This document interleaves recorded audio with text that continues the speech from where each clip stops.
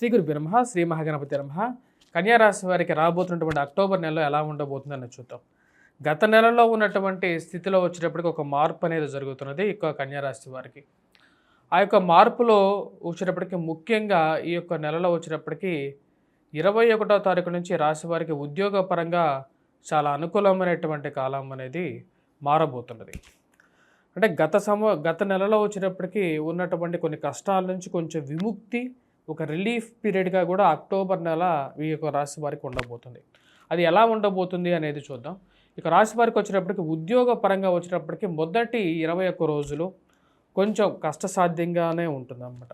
అంటే అనుకూలమైనటువంటి పరిస్థితులు ఉన్నప్పటికీ కూడా వాటిని చేజిక్కించుకోలేనటువంటి పరిస్థితి ఉండే విధంగా ఉంది. ఉద్యోగం విషయంలో, వ్యాపార విషయంలో కూడా ముందుకు జరగనటువంటి పనులు, ఎక్కువ ఆటంకాలు మొదటి 21 రోజులు ఎదురయ్యే విధంగా ఉంది.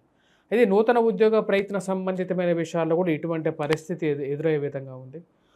చేస్తున్నటువంటి ఉద్యోగ ఎక్కడైతే మీరు చేస్తున్నారో ఆ ఉద్యోగంలో మీ చుట్టూ ఉన్నటువంటి వారిలోనే కొంతమంది బయటికి కనపడనటువంటి శత్రువులు మిమ్మల్ని ఏదో విధంగా కష్టపెట్టడం అనేది వాళ్ళకి పరిపాటిగా ఉండటం, ఉద్యోగం కోసం వేట, నూతన ఉద్యోగం కోసం వేట అనేది కొనసాగటం అనేది కొంచెం మానసికంగా మిమ్మల్ని బాధించే విధంగా ఉంటుంది.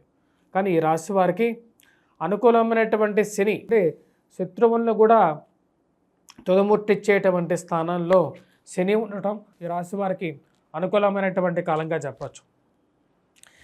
21వ తారీఖున ఎప్పుడైతే కుజుడు నీచత్వం పొందుతాడో ఆ సమయం నుంచి రాశి వారికి వారి యొక్క జీవితంలో ఒక మార్పు అనేది పొందగలుగుతారు. అంటే ఉద్యోగంలో ఒక మార్పు, చేస్తున్నటువంటి ఉద్యోగంలో ప్లేస్ చేంజ్ అంటే స్థానచలనం జరగటం, లేకంటే చేస్తున్నటువంటి ఉద్యోగంలో బెటర్మెంట్, అప్పర్ హ్యాండ్ పొందడం అనేది ఒక మంచి పరిణామంగా ఉంటుంది. ఉద్యోగపరంగా, వ్యాపారపరంగా కూడా రాబోతున్నటువంటి అక్టోబర్ 21వ తారీఖు నుంచి చాలా అనుకూలమైనటువంటి కాలంగా ఉంటుంది. మానసికంగా ఎంతో దృఢంగాను, చేస్తున్నటువంటి పనిలో ఎంతో కాన్ఫిడెన్స్ లెవెల్తోనూ పనిచేయటం స్టార్ట్ చేస్తారు. సెప్టెంబర్ నెలలో జరిగినటువంటి పరిణామాల నుంచి తేలుకోవటానికి అక్టోబర్ నెల చాలా ఉపయోగపడుతుంది ఈ యొక్క రాశి వారికి. వ్యాపార పరంగా కూడా నూతన అవకాశాలు పొందడం అనేది జరుగుతుంది.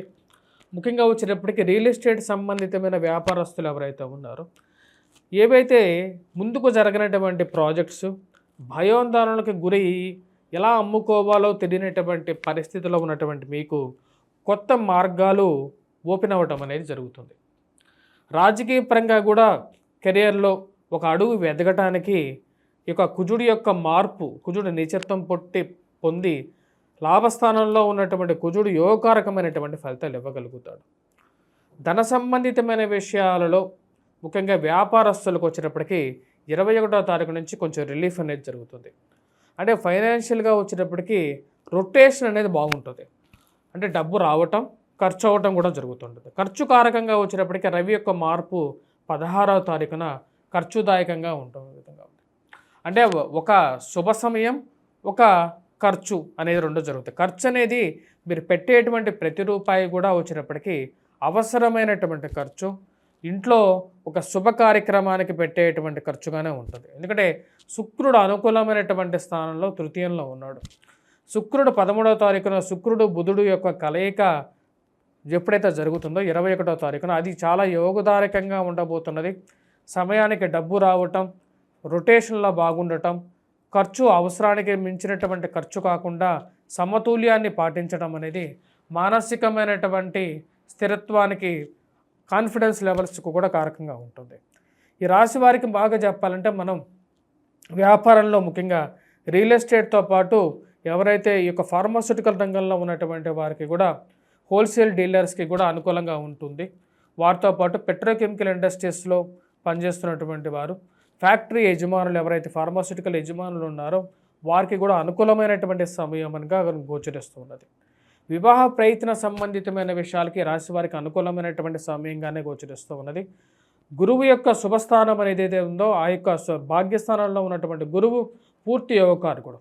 సంతాన సంబంధితమైన విషయాల్లో అనుకూలమైనటువంటి ఫలితాలు, సంతానంలో ఎదుగుదల కొంచెం అనుకూలమైనటువంటి కాలంగా మారే విధంగా గోచరిస్తున్నది. గురువు మంచి అనుకూలమైనటువంటి స్థానంలో ఉన్నప్పుడు స్త్రీలకి సంతాన భాగ్యాన్ని కలిగించగలుగుతాడని చెప్పి శాస్త్రం చెప్తుంది.